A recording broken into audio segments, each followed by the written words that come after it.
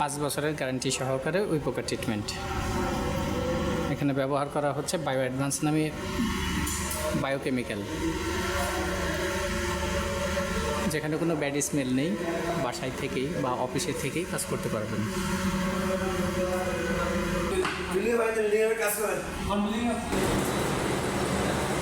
দোকান বড় নরম।